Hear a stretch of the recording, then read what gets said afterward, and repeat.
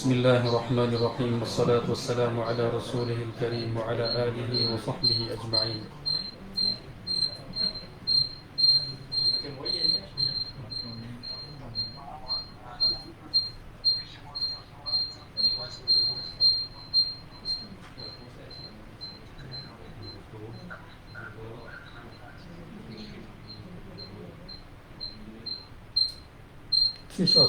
switch on handphone terus.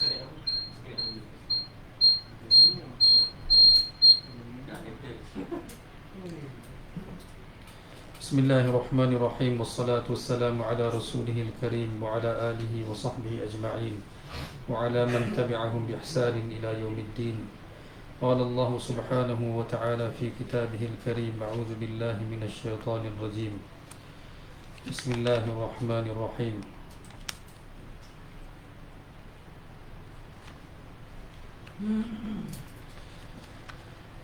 إنما يؤمن بآياتنا الذين إذا ذكروا بها خروا سجدا وسبحوا بحمد ربهم وهم لا يستكبرون تتجافى جنوبهم عن المضاجع يدعون ربهم خوفا وطمعا ومما رزقناهم ينفقون.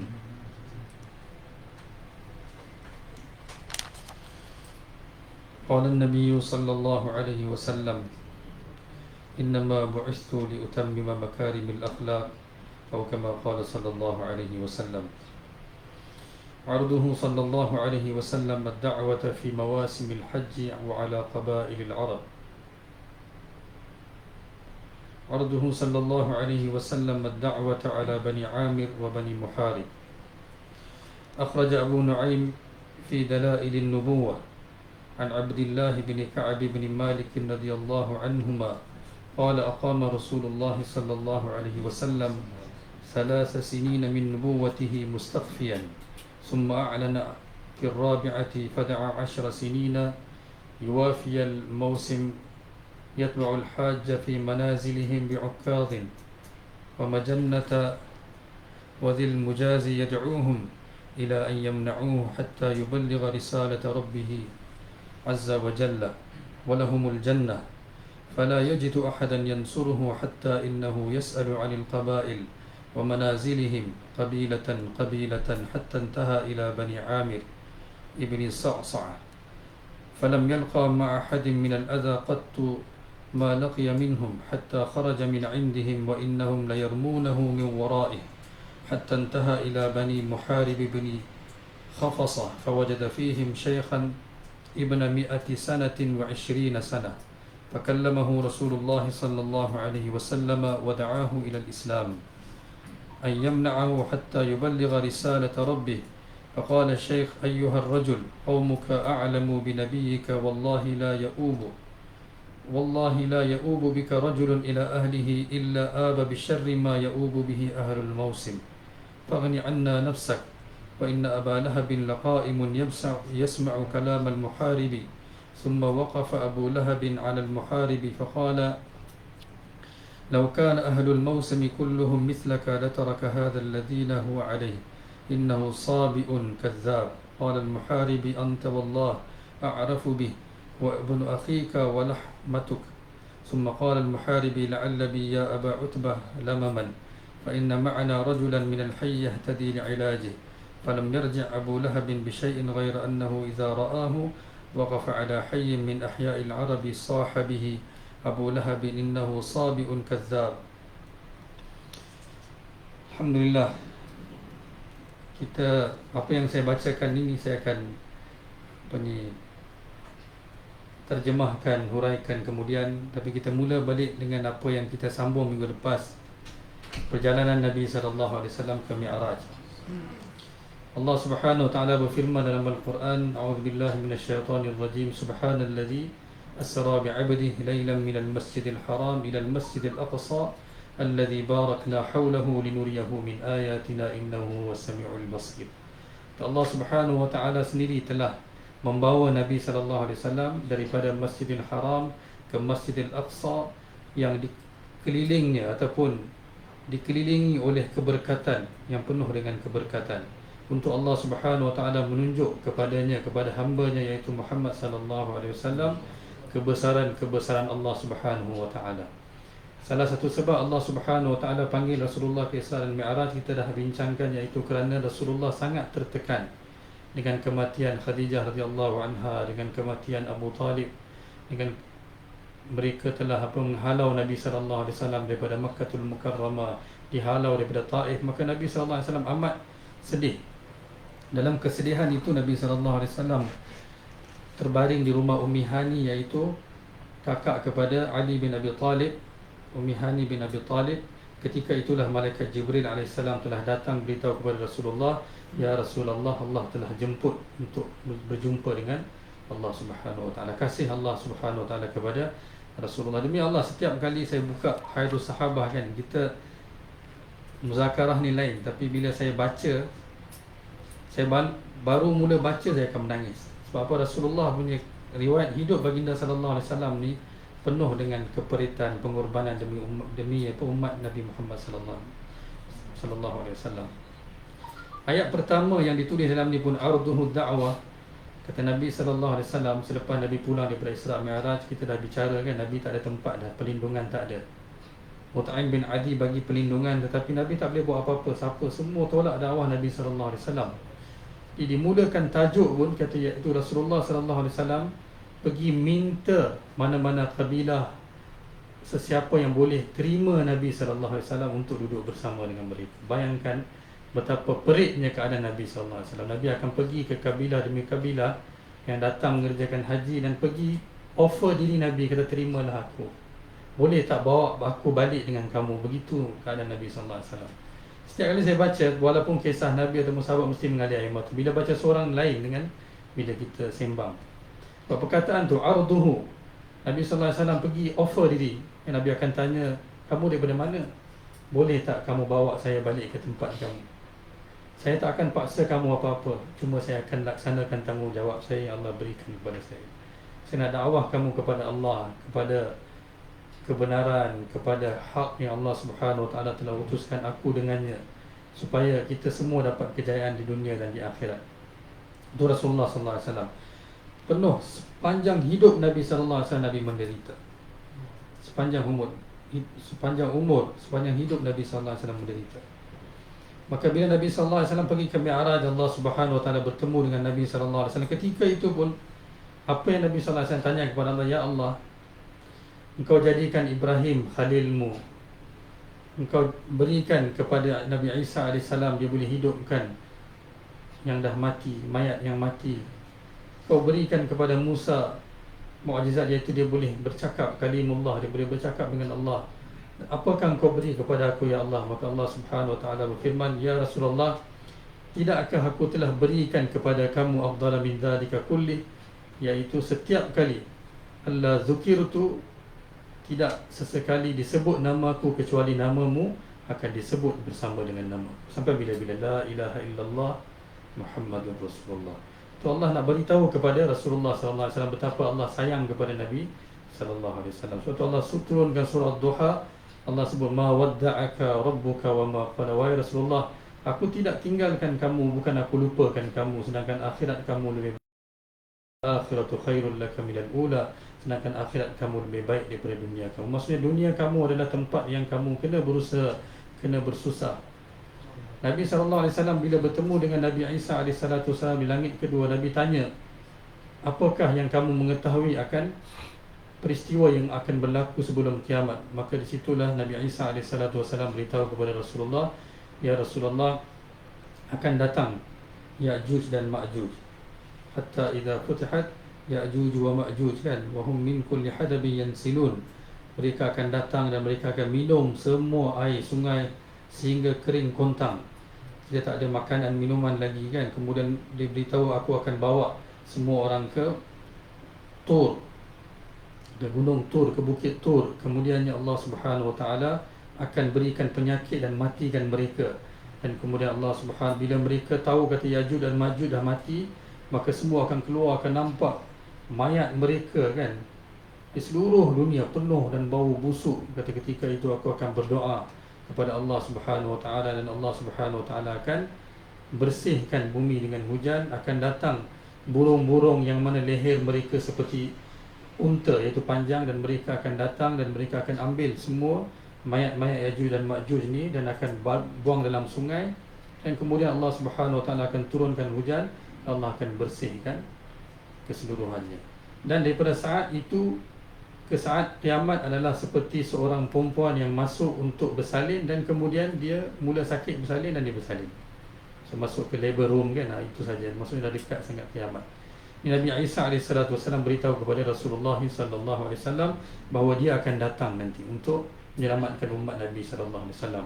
Itu pun Nabi tanya dia kerana sayang Nabi SAW kepada umat baginda SAW. Nabi boleh dia kata kepada Allah, ya Allah, saya dah cukup menderita dah, apa lagi ya Allah, kan? Tak ada tempat tinggal, bumi dah menjadi sempit kan, tak ada tempat untuk saya, mana saya nak pergi. Dia tanya pasal umat dia. Bila jumpa Nabi Ibrahim AS,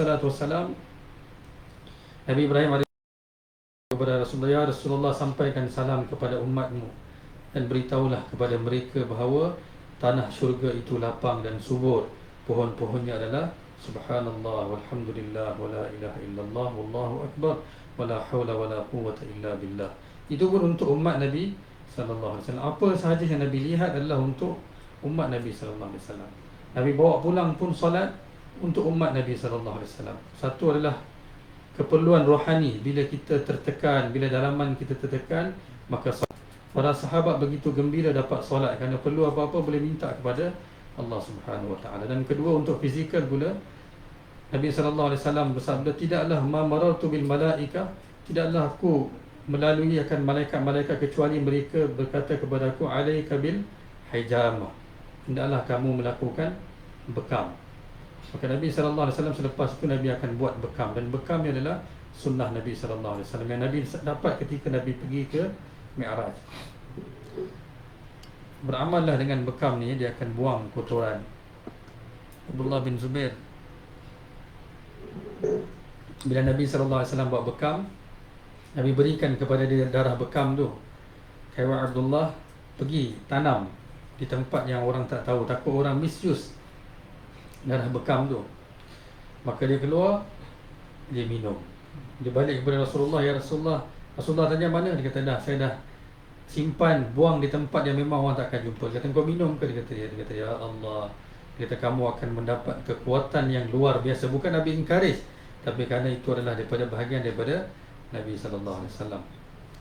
Dikatakan Abdullah bin Zubair adalah salah seorang yang pernah tawaf Baitullah dengan apa? Berenang. Selepas Nabi SAW wafatlah kan, berlaku. Nabi SAW telah bawa, berikan kepada kita satu solat, as-salatu mi'rajul mu'min.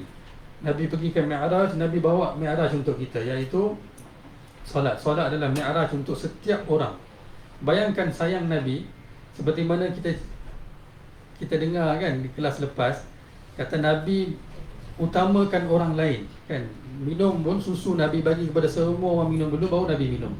Begitulah di Mi'raj pun Nabi SAW minta sesuatu untuk umat Nabi SAW. Nabi memang Allah dah panggil ke Mi'raj, dia apa nak umat aku bagaimana? Maka Allah berikan, kata nah, ni untuk umat kamu solat. Nabi bagi, mula-mula Allah berikan 50, dan Allah Subhanahu Wa Taala sendiri yang hantar Nabi Musa AS, Nabi Muhammad kepada Nabi Musa AS. Nabi Musa kata jangan, dia kata umat aku 2 pun tak boleh solat. Dia kata pergi minta kurang. Maka pergi, Allah kata baiklah, potong 5. Lagi sekali potong lagi 5. Potong lagi 5 kan, sehingga dah tinggal 5. Nabi Musa AS kata minta kurang lagi, umat aku 2 solat pun mereka tak solat. Umat Nabi Musa AS 2 rakaat subuh, 2 rakaat asar, itu saja. Itu pun kata mereka tinggalkan. Nabi kata aku malu, aku takut juga. Takutkan pergi yang 5 ni pun Allah ambil. Jadi apa aku nak bawa untuk umat aku nanti? Maka Allah Subhanahu Wa Taala ketika itu bersuara, kata walaupun ini 5 tetapi sama dengan 50. Minggu lepas kita dah sembang kan, kerana al-hasanatu bi'ashri amsalihah, satu kebaikan dapat 10 pahala. Nabi SAW juga nampak ketika itu 4 sungai. Nabi tanya kepada Jibril, apakah ini? Maka Nabi malaikat Jibril bagi tahu kepada Rasulullah SAW, ini adalah sungai Nil dan sungai Furat. Ini 2 sungai yang mengalir di atas muka bumi ini. Siapa tahu sungai Furat ke mana? Ni orang pandai geografi lah, Dr. Rafi mungkin boleh bagi tahu. Kat Iraq. Sungai Nil Mesir, tapi dia bukan Mesir saja tahu Sungai Nil sampai ke Habasyah pun dia lalu. Besar Sungai Nil. Jadi Sungai Furat yang Allah sebut dalam Al-Quran, wa huwa alladhi marajal bahraini hadha azbun furatun wa hadha milhun ujaj. Kata kuasa Allah Subhanahu wa taala, Allah jalankan Sungai Furat dan Allah Subhanahu wa taala juga jalankan laut yang masin. Dan mereka walaupun berjalan bersama-sama, tetapi walaupun tak ada apa border di antara mereka, tapi mereka tidak bercantum. Wa huwa alladhi marajal bahrain hadha azbun furatun marajal bahrain yaltaqiyan bainahuma barzakhun la yabghiyan. Inilah dua, Furat dengan laut. Tapi ini Furat dan Sungai Nil. Dan dua sungai lagi adalah Sungai Kausar dan Sungai Salsabil. Ini adalah sungai yang Allah Subhanahu wa taala akan berikan di syurga nanti. Nabi sallallahu alaihi wasallam telah wasiatkan kepada umat dengan perantaraan para syuhada Uhud. Nabi berdiri dan berdoa untuk mereka, dan sebelum Nabi sallallahu alaihi wasallam wafat seminggu sebelum itu, dan Nabi sallallahu alaihi wasallam bersabda, aku akan tunggu kamu di Telaga Kausar nanti. Begitu sayang Nabi sallallahu alaihi wasallam. Nabi kata aku akan tunggu kamu di Telaga Kausar nanti. Sayang Nabi sallallahu alaihi wasallam kepada umat Nabi Muhammad sallallahu alaihi wasallam. Dan Nabi sallallahu alaihi wasallam beritahu bahawa ketika Nabi sallallahu alaihi wasallam naik, Nabi sallallahu alaihi wasallam terdengar bunyi tulisan. Maka Nabi sallallahu alaihi wasallam tanya kepada malaikat Jibril, apakah ini? Maka Jibril bagi tahu, inilah qalam yang Allah telah ciptakan. Dia kata, qalam ni tulis apa? Dia kata, Allah telah perintahkan untuk tulis segala-galanya. Sampai ke hari ini dia sedang menulis segala-galanya. Sebelum Allah ciptakan manusia lagi, semuanya telah tertulis. Rufi'atil aqlam wa juffatis suhuf. Untuk manusia Allah dah tuliskan semua. Allah dah tulis. Dia terus menulis. Dan tak ada siapa yang tulis. Qalam tu sendiri yang menulis. Bukan ada malaikat yang gunakan qalam itu menulis, tapi qalam itu sendiri yang menulis. Dan Nabi sallallahu alaihi wasallam juga berkata, bila Nabi pulang nanti, Nabi sallallahu alaihi wasallam bila jumpa para sahabat, Nabi bagi tahu, kata, aku mendengar, wahai Bilal, aku dengar, aku jalan dan tapak kakimu di depan aku. Kata, apa amalan kamu yang hebat? Maka Sayyidina Bilal kata, setiap kali aku batal wudu, aku akan ambil wudu dan semayang 2 rakaat. Demi Allah, bukan kerana ini saja, tapi kerana penderitaan yang dia lalui. Penderitaan yang Sayyidina Bilal lalui, dipukul, dihina, kan, dimaki, ditorture, kan, dibaring di atas pasir yang panas, kan, kemudian diletak batu. Tapi subhanallah, dia Allah, kan, balasan Allah Subhanahu wa taala adil. Umayyah bin Khalaf adalah dia punya apa? Dia punya tuan yang telah baringkan dia di atas padang pasir yang panas, letak batu, sehingga mereka kata kalau kami letak daging di atas batu pun daging itu masak. Jadi peperangan Badar, Umayyah bin Khalaf ni, dia memang penakut, kan? Nanti berlaku peperangan Badar, peperangan besar yang pertama yang akan berlaku dengan Quraisy bila Nabi dah berhijrah, nanti peperangan Badar. Dia memang sangat penakut. Dan bila Abu Jahal perli dia, Abu Jahal dah tahu kata dia tak nak pergi, Abu Jahal bawa minyak wangi. Dia bakar minyak wangi yang bau perempuan saja pergi, kan, kata, ni kau layak untuk ni lah Umayyah, kata. Kan, perempuan Umayyah pun geram. Dia balik rumah, dia kata kat isteri dia, kau pergi cari, dia kata, unta yang paling mahal, dia kata, dengan harapan apa, kalau apa-apa berlaku aku pecut unta aku balik, kan. Kan, tapi bila sampai sana, kan, Allah Subhanahu wa taala sebut dalam Quran, wa izayyana lahumus syaitan a'malahum wa qala la ghaliba lakumul yawm. Bila mereka sampai ke sana, Umayyah bin Khalaf, bila dia nampak je malaikat datang, kan, anni mumiddukum bi alfin minal malaikati murdifin, dia punya lari, sebelum dia lari, unta dia lari dulu. Unta dia lari dulu. Falamma tara'atil fi'atani nakasa ala aqibah, lari undur ke belakang sampai unta dia lari dulu. Bila unta dia lari, dia kena serang lah. Bila dia mati, kan, selepas semua dah selesai peperangan, Nabi sallallahu alaihi wasallam minta untuk kutip mayat-mayat semua orang kafir yang mati dan kebumikan, letakkan mereka semua dalam satu telaga dan tutup telaga tersebut. Tapi Umayyah bin Khalaf ni, bila mereka nak angkat dia, tak boleh. Dia adalah gemuk. Dan bila mereka angkat dia, daging-daging dia tu terkeluar dengan padang pasir yang panas tu. Dia tak boleh angkat, dia tercabut kulit dan isi dia. Nak bagi tahu Allah azab dia sama dengan apa yang dia buat kepada Sayyidina Bilal radhiyallahu anhu. Yang azab Allah Subhanahu wa taala di akhirat pun Allah akan azab. Di dunia lagi Allah Subhanahu wa taala telah tunjuk betapa besarnya azab. Allah Subhanahu wa taala kata, tengok kami apa kami buat. Wa man nasru illa min indillahil azizil hakim. Untuk Allah nak bagi tahu kepada kamu bagaimana kami bantu. In yansurkumullahu fala ghaliba lakum. Nabi sallallahu alaihi wasallam sebut, wahai Bilal, kata aku jalan dalam syurga, aku dengar tapak kaki kamu dan perkara itu akan berlaku. Nabi sallallahu alaihi wasallam bersabda, pada hari penghisaban nanti bila aku bangun, Abu Bakar akan bangun di sebelah kanan aku, Umar akan bangun di sebelah kiri aku, dan aku akan menunggang seekor unta dan Bilal akan pegang tali unta. Jadi jalan depan Nabi lah. Bayangkan dia jalan lebih depan daripada Nabi sallallahu alaihi wasallam. Begitu Allah Subhanahu wa taala muliakan Saidina Bilal. Kerana kita dah dengar kan, masa orang musyrik Quraisy mereka bila mereka aniaya orang-orang Mekah yang meluk Islam, semua orang akhirnya mengalah. Mereka kata, sehingga kalau mereka nampak serangga pun mereka kata okey lah, ini Tuhan kami.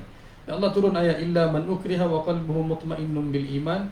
Kalaulah hati mereka tenang, tak apa, mereka buat ni untuk selamatkan diri, tak apa.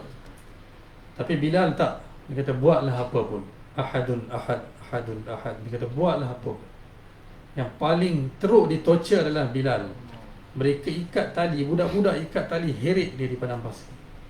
Begitu hina sekali mereka menghina dia. Tapi Allah Subhanahu wa taala telah muliakan dia dengan perantaraan agama Islam. Allah sebut, nahnu qaumun a'azzanallahu bil Islam. Kami adalah kaum yang Allah telah muliakan kami dengan Islam.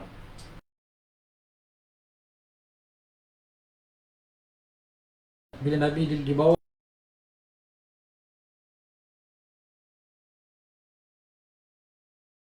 kepada Jibril menjadi saksi yang ini memang berlaku kan, di mana-mana pun menjadi saksi yang tipu. Kita dah dengar ada macam-macam azab yang Nabi sallallahu alaihi wasallam dengar, yang Nabi sallallahu alaihi wasallam lihat, yang Nabi sallallahu alaihi wasallam pun datang dan Nabi ceritakan kepada kita supaya kita dapat selamat daripada azab-azab itu semua. Banyak lagi azab. InsyaAllah masa ke semasa kita akan terus cerita berkenaan ni. Bila saya ingat lagi, saya akan sebut lagi. Maka Rasulullah sallallahu alaihi wasallam telah pulang dan Nabi sallallahu alaihi wasallam telah solat bersama dengan para anbiya alaihi salatu wasallam. Seperti mana saya sebut minggu lepas, ada pandangan kata sebelum Nabi naik ke Mi'raj. Tapi ada pandangan kata selepas. Mufti Taqi Osmani kata pandangan yang kata selepas itu lebih tepat, kerana perjumpaan Nabi dengan para anbiya adalah pertama kali di langit pertama, langit kedua kan. Langit pertama dengan siapa? Nabi Adam AS. Nabi langit kedua dengan Nabi Isa dan Nabi Yahya. Nabi ketiga, langit ketiga dengan siapa? Nabi Yusuf AS. Langit keempat dengan Nabi Idris AS. Langit kelima Nabi Harun AS. Langit keenam Nabi Musa AS. Langit ketujuh Nabi Ibrahim AS. Allah Subhanahu wa taala nak beritahu, ini adalah sambutan untuk Nabi sallallahu alaihi wasallam, dan perjalanan Nabi daripada Masjidil Haram ke Masjid Aqsa ni adalah satu petunjuk kepada Rasulullah yang Rasulullah akhirnya akan buka kota Syam ni nanti. Yang Allah Subhanahu wa taala telah janjikan untuk Nabi sallallahu alaihi wasallam. Kota Syam ni akan dibuka oleh Nabi sallallahu alaihi wasallam. Maksudnya akhirnya Nabi akan dapat Syam kan, di mana Baitul Maqdis ni barakna halau, dikelilingi dengan kubur-kubur para anbiya alaihi salatu wassalam, yang mana banyak anbiya alaihi salatu wassalam yang Allah utuskan di Syam. Waktu Allah nak tunjukkan perjalanan Nabi ni, maksudnya Nabi akan sampai ke sana satu hari nanti, di mana bila Nabi sallallahu alaihi wasallam wafat, jemaah yang diutuskan oleh Nabi sallallahu alaihi wasallam yang terakhir dipimpin oleh siapa? Usamah bin Zaid. Jemaah ke Mu'tah itu di Syam. Di Nabi sallallahu alaihi wasallam, maksud gambaran Allah berikan daripada masa ini lagi, kata Nabi akan sampai ke sana, kemenangan akan diberikan kepada Nabi sallallahu alaihi wasallam. Ketika itu dua kuasa besar, iaitu Rom dan Parsi. Rom dan Parsi. Jadi Allah Subhanahu wa taala berikan gambaran kepada Nabi sallallahu alaihi wasallam. Bila Nabi sallallahu alaihi wasallam pulang nanti, mereka akan tanya, kata betul ke Nabi pergi kan? Ketika itu Nabi sallallahu alaihi wasallam, mereka akan tanya, bagi tahu macam mana rupa Baitul Maqdis. Maka Nabi sallallahu alaihi wasallam, bukan Nabi boleh ingat betul-betul kan, Nabi bukan pergi dengan Dengan apa? Dengan preparation, kata balik nanti dia orang tanya, saya nak kena ingat semua. Allah Subhanahu Wa Taala telah tunjukkan Baitul Maqdis tu di rumah Aqil bin Abi Talib. Aqil ni adalah abang kepada Ali bin Abi Talib, dan Nabi nampak gambaran. Bila mereka tanya, Nabi sallallahu alaihi wasallam bagi tahu, kata ini begini rupa Baitul Maqdis Qudus kan. Walaqad katabna fi Zabur kan, annal arda yarithuha ibadiyus salihun. Itulah tanah Syam yang Allah Subhanahu Wa Taala bakal berikan kepada orang yang beriman. Nabi bakal berikan kepada Nabi sallallahu alaihi wasallam. Nanti sekejap lagi, akhir nanti saya nak cerita tentang dakwah. Selepas ini Nabi sallallahu alaihi wasallam akan teruskan dakwah, di mana Nabi sallallahu alaihi wasallam akan beritahu kepada orang-orang yang Nabi sampaikan dakwah apa yang Nabi sallallahu alaihi wasallam akan dapat kemenangan dan bagaimana.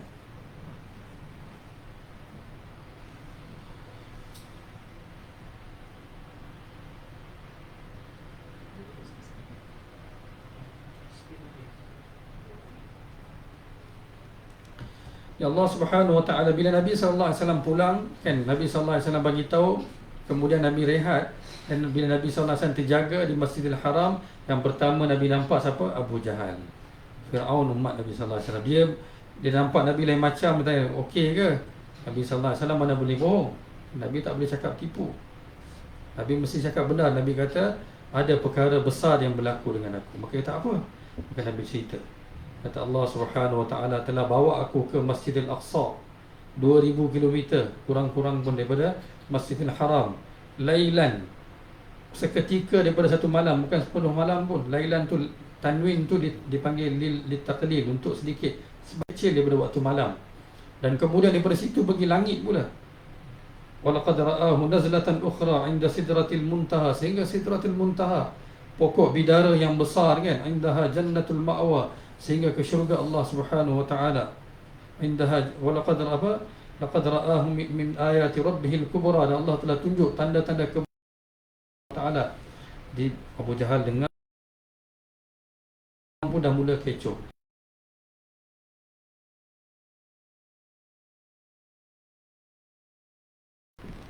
Berhenti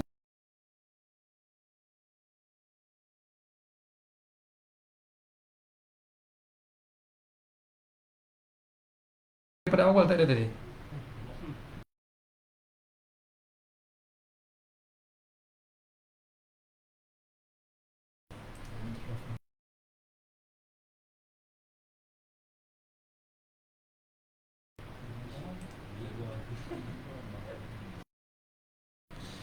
Nabi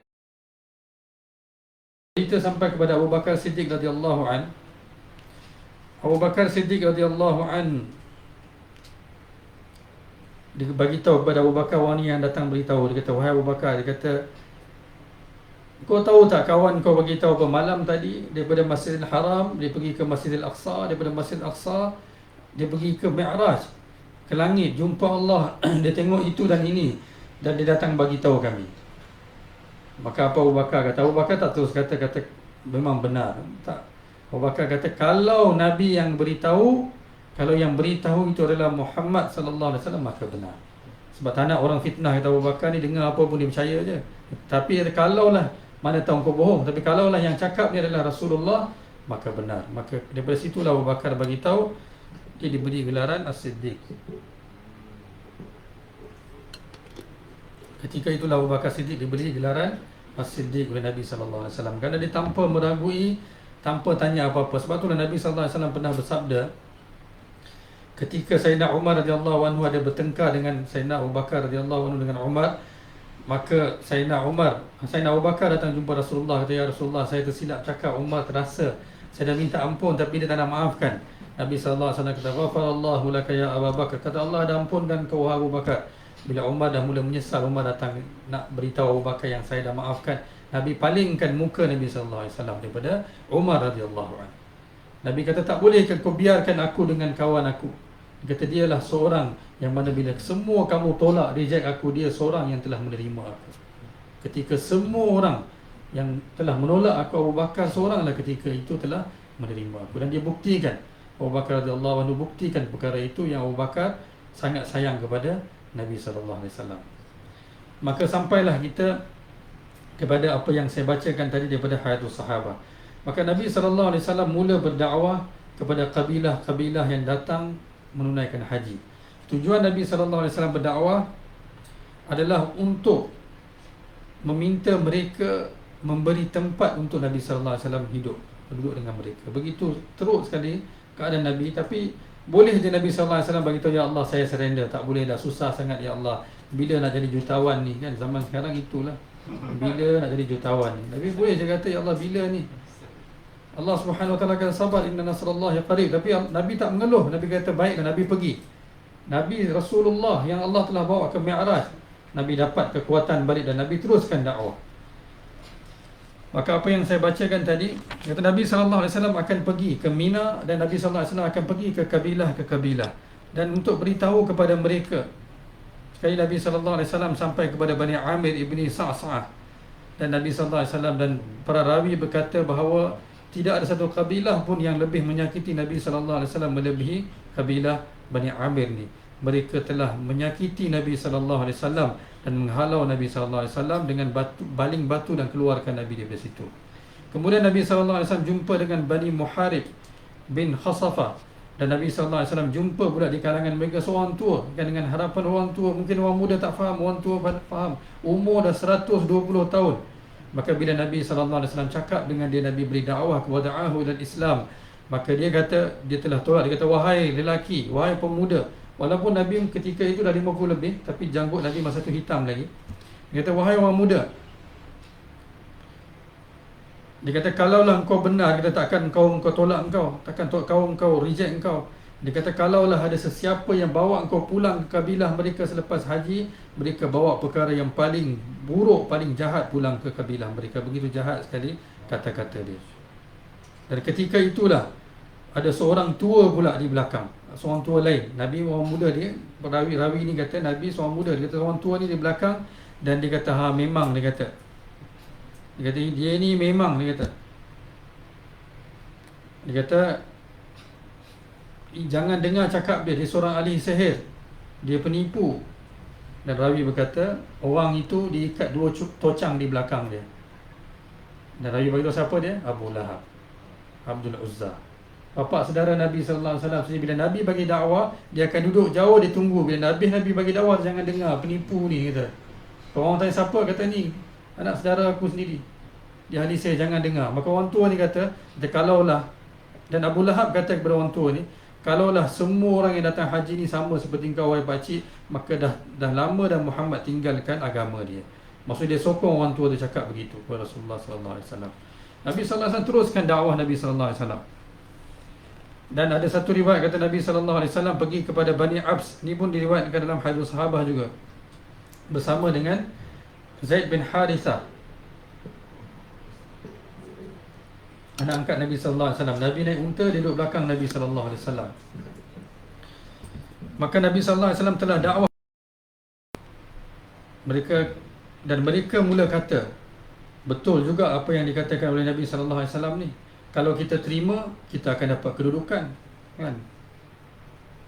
Ada seorang nama Maisarah bin Masruq Al-Absi ketika itu, dia kata ahlifu billah, dia kata kalaulah, dia bersumpah dengan nama Allah, dia kata lau saddaqna hadzal rajul wa hamalna, kata kalaulah kami dengar cakap dia dan kita ikut seperti mana Nabi SAW punya dakwah, kan, Nabi akan kata kamu sebutlah kalimah la ilaha illallah yang dengannya seluruh orang Arab akan taat kepada kamu, dan orang bukan Arab akan bayar jizyah kepada kamu.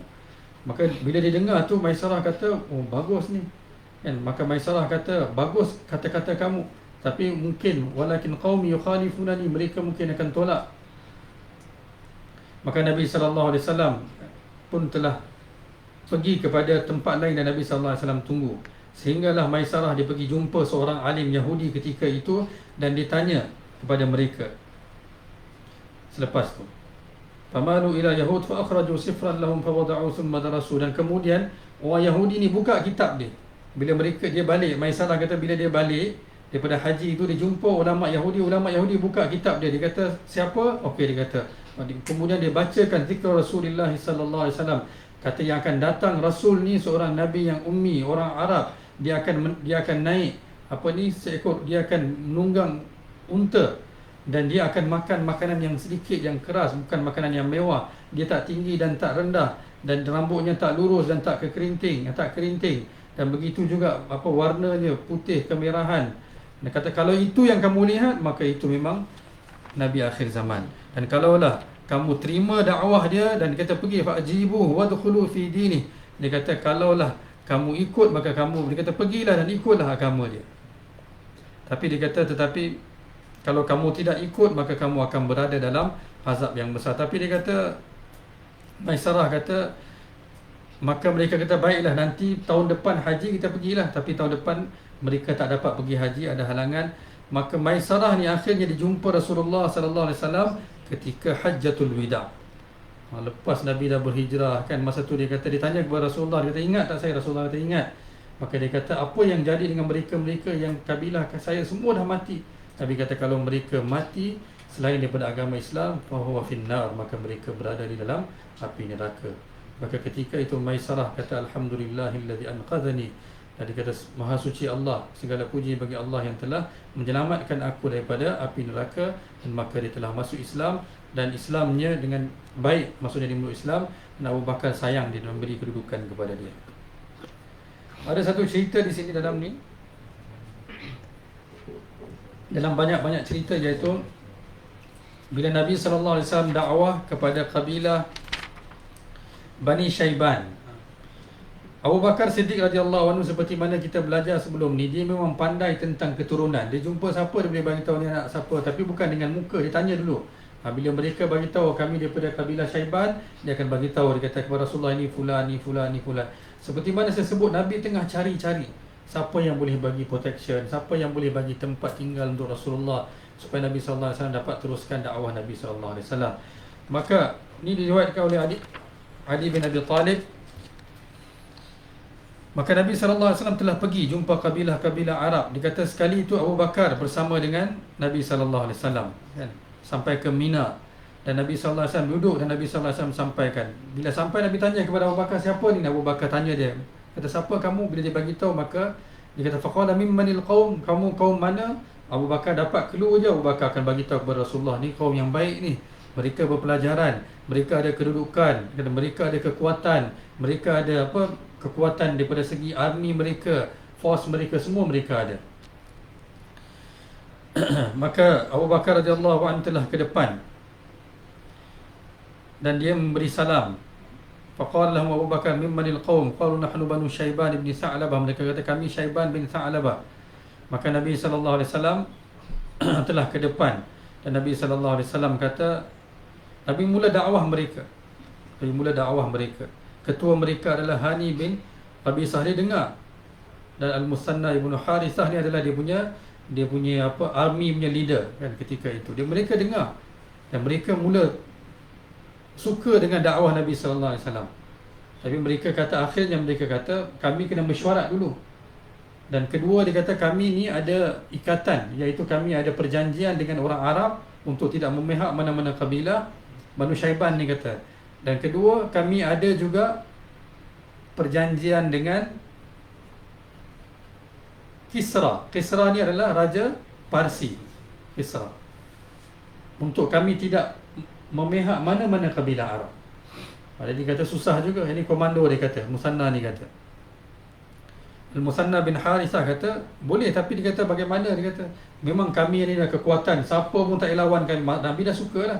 Memang Nabi nak satu kabilah yang boleh bagi protection. Boleh bagi protection maksudnya apa? Kabilah yang kuat, yang ada tentera, yang ada bilangan yang besar, yang boleh bagi protection kepada Nabi sallallahu alaihi wasallam. Maka mereka kata tapi perjanjian kami dengan mereka, bagaimana mungkin orang Arab ni kami boleh terima kan? Tetapi maksudnya kami boleh bincang dengan mereka lah, tapi dengan Kisra bagaimana kan? Kisra inilah Nabi sallallahu alaihi wasallam. Kerajaan Raja Parsi ni menganut agama Majusi, menyembah berhala kan, menyembah api. Di mereka ni adalah musyrik. Dan Raja Rom ketika itu Heraklius, dia adalah seorang ahli kitab. Di mereka ni lebih baik daripada Parsi. Dan awal ketika utusan Nabi sallallahu alaihi wasallam pada tahun 6 dan ataupun ke-7 turun surah Ar-Rum kan, Alif Lam Mim ghulibatir Rum, bahawa Rom telah kalah. Dan ketika itu yang memerintah adalah Kisra, iaitu Parsi. Pemerintahan Parsi. raja apa, pemerintahan Parsi ataupun kerajaan Parsi dengan Rom ni memang mereka sentiasa bergaduh dah 350 tahun. Sehingga ketika Nabi SAW diutuskan, mereka memang sentiasa bergaduh. Kadang mereka ni menang, kadang mereka tu menang. Dan bila mereka menang, mereka akan usaha untuk dapatkan semua tanah-tanah ni. Mereka akan cuba dapatkan Syam, kan? Mereka akan dapatkan Damascus. Mereka akan masuk ke sana untuk dapatkan. Mereka akan hantar tentera mereka. Bila Nabi SAW dakwah dia, kan, bila sampai kepada Heraklius terima. Ketika Nabi utuskan surat, bukan bila Nabi hijrah, sebelum tu lagi di Makkah, sebelum ni lagi Nabi pernah utuskan surat kepada Heraklius. Nabi pernah utuskan kepada dia. Ketika itu sepatutnya dia terima surat tu di tempat lain, tapi ketika itu dia dalam Baitul Maqdis sendiri. Bila dapat surat kepada dia, masa itulah dia telah panggil kabilah Arab yang mana sedang berniaga di sana. Dia kata datang, kita siapa ada tangkap mereka, bawa, hadirkan di depan saya. Ketika itulah Abu Sufyan pertama kali jumpa dengan raja. Masa tu dia pandai, kan. Kisah ni diceritakan dalam Sahih Al-Bukhari. Bila Abu Sufyan datang, dia tanya siapa yang paling ternama di kalangan kamu. Dia kata Abu Sufyan. Kata Abu Sufyan datang depan. Dia kata yang lain semua duduk belakang Abu Sufyan. Dia kata aku akan tanya soalan kepada Abu Sufyan. Kalau dia bohong, korang bagi isyarat daripada belakang. Dia pandai tak pandai ni Heraklius ni, kan, Hirqal ni pandai tak pandai.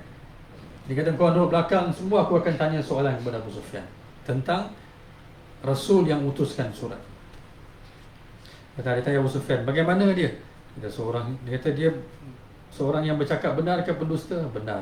Baik ke jahat? Baik. Pengikut dia daripada orang miskin ke kaya? Orang miskin. Semua dia jawab betul. Nak buat macam mana? Dia kata ada tak orang-orang yang menganut agama yang dibawa oleh Nabi SAW murtad kemudiannya? Tak ada. Jadi mana mungkin dia bohong sebab orang belakang dia kata. Dia kata kalaulah Abu Sufyan kata aku tidak takut mereka akan menghina aku kelak, kata aku berbohong, saya aku dah cakap bohong dengan Hirqal. Maka Hirqal kata, maka dia itu Nabi SAW bakal menghasilkan, mendapatkan tanah yang aku pijak ini juga. Kalau betul seperti mana kau bagi tahu selepas aku tanya semua soalan-soalan ini. Kata Nabi akan, kata Rasul itu dia akan akhirnya memerintah tanah ini yang aku pijak ini juga. Dia beritahu. Tapi Khusro ni jahat. Dia panggil apa? Kisra, kan? Tapi nama dia adalah dia punya raja nama Perwez Khusro nama dia. Perwez Khusro ni dia seorang raja yang Majusi, tapi dia pemurah. Satu kisah yang lucu berkenaan dengan dia. Dia seorang yang sangat pemurah. Dialah raja Parsi ketika itu. Satu hari ada seorang penjual ikan. Dia bawa ikan yang besar, jumpa Perwez Khusro. Bila dia masuk jumpa raja pun tengok, wah, besar ni ikan ni. Kata berapa? Maka dia beritahu ni 10,000 dinar. Raja kata nah, kata ambil. Isteri dia bisik kepada Perwez Khusro. Dia kata ni orang jual ikan pun bagi 10,000 dinar. Dia kata orang lain datang nak bagi apa? Dia kata minta dia balik. Raja kata mana boleh minta balik, aku dah bagi dah. Buruk siku lah minta balik. Maka Permaisuri kata tak apa, aku ada idea, kan? Kita macam ni lah, tanya dia ikan tu jantan ke betina. Kalau dia kata jantan, kata saya nak betina. Kalau dia kata betina, saya nak jantan. Raja kata masih kata ikan yang kau bagi ni jantan ke betina? Dia kata lain macam soalan. Dia pun dah nampak Permaisuri bisik tadi kat raja, kan? Dia kata lain macam soalan dia tu. Dia kata tuan raja, dia kata bukan jantan, bukan betina, ini pondan. Raja punya gembira, kata nah ambil lagi 10,000 dinar. Kata nah. Raja gembira dengan dia. Wah, dia kata lain bagi lagi, kata aku suruh minta dia bagi lagi. Lagi dia bengang, lagi dia bengang. Masa dia nak keluar tu terjatuh satu shilling. Zaman dulu semua shilling, dinar, dirham ni satu duit emas, satu duit perak, kan? Perak emas mana boleh dalam bentuk kertas, shilling lah. Terjatuh satu. Itu pun dia kutip. Maka isteri dia marah. Permaisuri kata, tengok, kata, punyalah tamak, kata, kau bagi kat dia. Dia kata 20,000 dinar tu 7 keturunan dia boleh makan. Jatuh satu tu pun dia kutip. Raja dah mai sini. Dia kata aku dah bagi kau punya banyak. Kata satu shilling kecil jatuh itu pun kau kutip. Sebab apa? Dia kata, wahai Tuan Raja, dia kata di duit tu ada nama Tuan Raja, takkan saya nak biarkan di bawah orang pijak. Maka kata, bagi lagi 10,000 dinar. Dia kata, isteri kata, cukup dah, kata, habiskan apa seluruh khazanah raja. Inilah perwis Khusro ni lah Raja Parsi. Tapi kerana bila surat Nabi SAW sampai kepada dia, dia koyak surat tu, dia tak baca pun. Begitu angkuh dia, maka Nabi SAW kata, Allah akan yumazziqu kulla mumazzaq. Allah seperti mana dia koyak surat aku, Allah akan koyak kerajaan dia. Maka Allah Subhanahu Wa Taala telah musnahkan dia. Anak dia sendiri bunuh dia. Anak dia sendiri bunuh dia. Nanti bila sampai ke situ kita akan cerita, tapi anak dia sendiri bunuh dia. Jadi ramai orang anak. Maka mereka ni kata kepada Rasulullah, kata, kami ada perjanjian dengan Raja Kisra ni. Kata, bagaimana kami nak putuskan? Ketika itu mereka lah yang kuat memerintah, kan? Mereka punya istana putih dia, kan? Sampai sekarang boleh tengok, kan? Istana dia yang besar, gah, kan? Yang membuka kota apa Parsi nanti adalah Sa'ad bin Abi Waqqas, kan? Bagaimana mereka telah sampai. Salah seorang yang pergi itu, yang masa tu ketika itu yang amir jemaah adalah Sa'ad bin Abi Waqqas radhiyallahu anhu. Inilah peristiwa yang dia lintas sungai Dajlah, kan, untuk sampai ke Madain. Madain masa tu adalah ibu kota Parsi. Dia masa tu Sa'ad bin Abi Waqqas yang bawa. Bila ditulis surat kepada Umar radhiyallahu anhu oleh jemaah yang diutuskan oleh Sayyidina Umar radhiyallahu anhu, kata, kami perlukan bantuan. Maka mereka minta Sayyidina Umar datang. Sayyidina Umar telah utuskan Sa'ad bin Abi Waqqas radhiyallahu anhu. Dan Umar radhiyallahu anhu memang sayang Sa'ad bin Waqqas. Umar pernah kata, engkau adalah adik aku adalah abang kau. Nabi sayang, Umar sayang sangat dia. InsyaAllah itu pun kita akan sambung cerita. Maka mereka bagi tahu seperti itu. Rasulullah SAW kata, kalaulah aku bagi tahu kamu bahawa kami bakal mendapat kemenangan ke atas tentera Parsi juga satu hari nanti. Dia kata, mana? Maksudnya macam mana dia nak percaya? Macam mana dia nak percaya? Sedangkan tentera besar ketika itu adalah tentera Parsi. Masa tu Rom pun dah kalah. Ghulibatir Rum. Turun surah Rom bagi tahu bahawa tentera Rom telah kalah. Tapi Allah kata kepada Rasulullah, fi bid'i sinin, lepas beberapa tahun nanti Rom akan tewaskan balik Parsi. Parsi ni adalah Majusi, sedangkan Rom adalah kerajaan ahli kitab Kristian. Nabi SAW bila kata kepada dia, dia kata, mana mungkin perkara itu berlaku, dia tak yakin. Dan mereka ni susah. Maka ditanya kepada Rasulullah, apa dakwah engkau ya Rasulullah? Maka Rasulullah kata, qul ta'alau atlu ma harrama rabbukum alaikum alla tusyriku bihi syai'a, iaitu tidak syirik kepada Allah dan buat baik dengan ibu bapa. Semua dakwah-dakwah Nabi SAW kan, jangan kamu berzina, jangan kamu makan harta anak yatim. Mereka dengar semua. Nabi kata, apa lagi? Mereka tanya. Maka Nabi SAW itu, Nabi SAW sebut, innallaha ya'muru bil adli wal ihsan wa ita'i dzil qurba wa yanha 'anil fahsya'i wal munkari wal baghi ya'idukum la'allakum tadhakkarun. Dari sinilah kita ambil jadikan khutbah Jumaat. Nabi tak baca dalam khutbah Jumaat, tapi Nabi sampaikan khutbah ketika Nabi dakwah mereka Bani Syaiban ni.